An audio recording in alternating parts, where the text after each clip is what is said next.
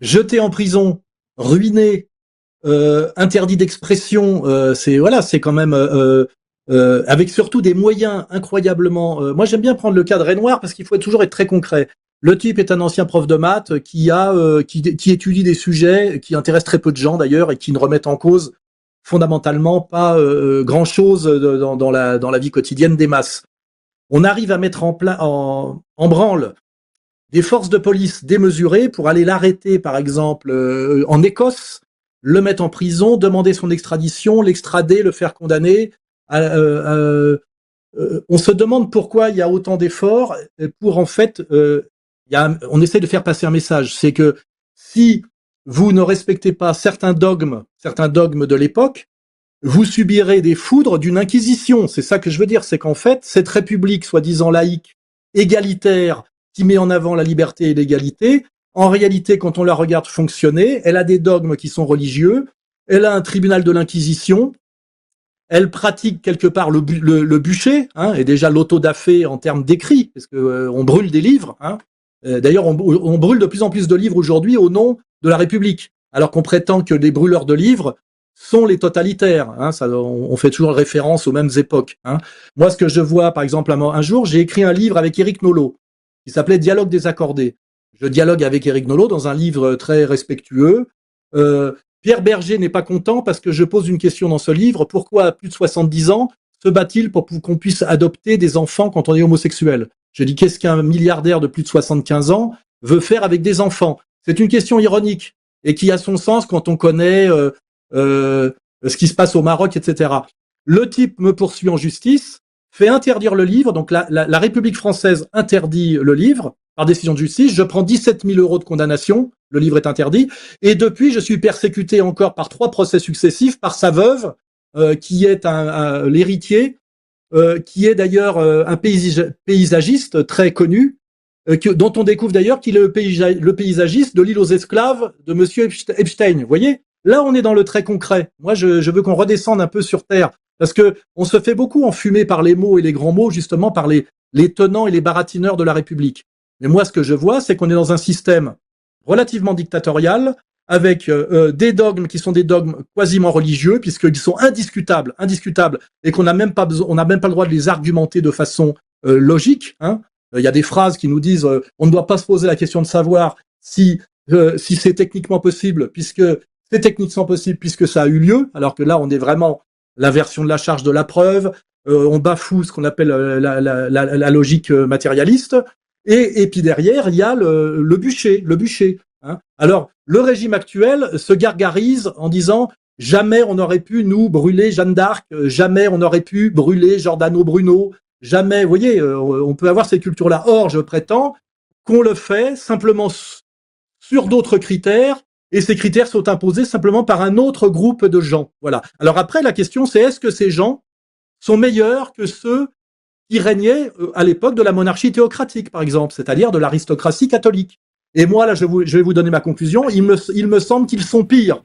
Il me semble qu'ils sont pires parce que leur religion est une religion bien plus inégalitaire, bien plus tribale.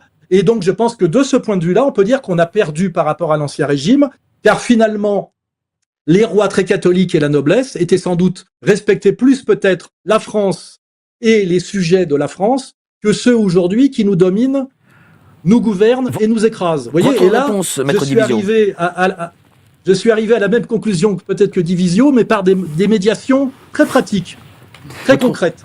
Je suis forcément en partie d'accord avec ça. C'est-à-dire que on arrive en gros à la même conclusion. On va pas se battre sur des... Je comprends exactement ce que veut dire Alain Soral, et finalement on dit à peu près la même chose quand même. Mais là où on dit complètement... En fait, on dit la même chose. C'est juste que... j'ergote peut-être un peu, mais c'est pas du tout ergoter pour ergoter. C'est juste... parce que je pense que personne ne peut priver l'homme de sa dignité intrinsèque d'homme, et que qui peuvent toujours essayer, ils n'y arriveront pas. Mais moi, je vais mettre les pieds dans le plat. Allez, je vais mettre les pieds dans le plat. Et quand... parce que Alain Soral parle de théâtre médiatique, etc. Mais quand vous êtes, cher Maître Divisio, à TPMP, avec M. Hanouna, à titre personnel, ça n'engage que moi, M. Hanouna fait partie du système.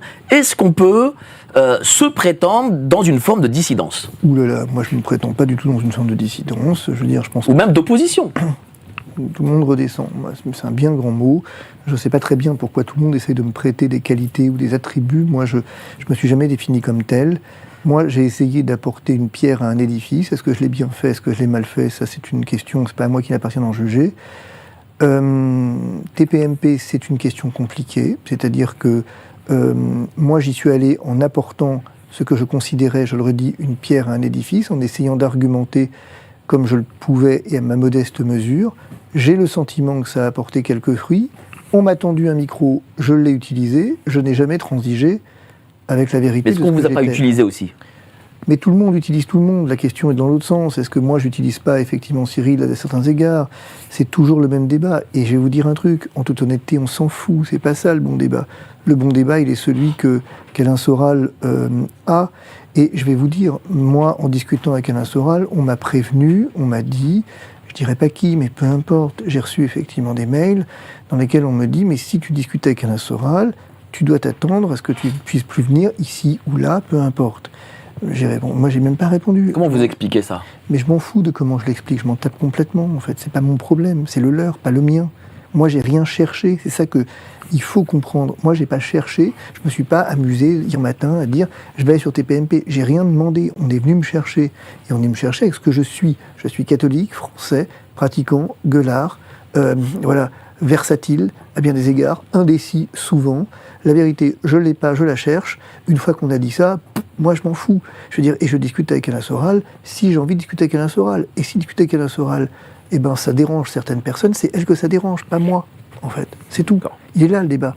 Mais pour répondre, si vous me permettez, à un point qu'évoque Alain Soral justement sur le fond, moi je crois qu'il dit quelque chose de fondamental et il dit finalement, aujourd'hui, il faut bien comprendre que on a des dogmes. Et c'est très amusant ce qu'il dit, parce que je constate qu'au fond, on a une église catholique qui se dédogmatise, j'exagère un peu, mais c'est un peu l'idée, et une république française qui, elle, se dogmatise à outrance. En tout cas, on a des États qui se dogmatisent à outrance. Et donc, qu'est-ce que ça signifie?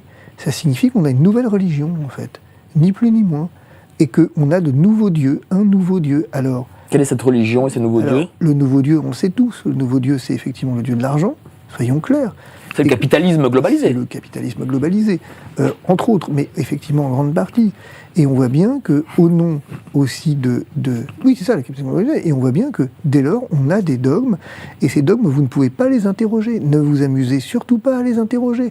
Je dis même pas les remettre en question, hein. Je dis les questionner, juste les questionner.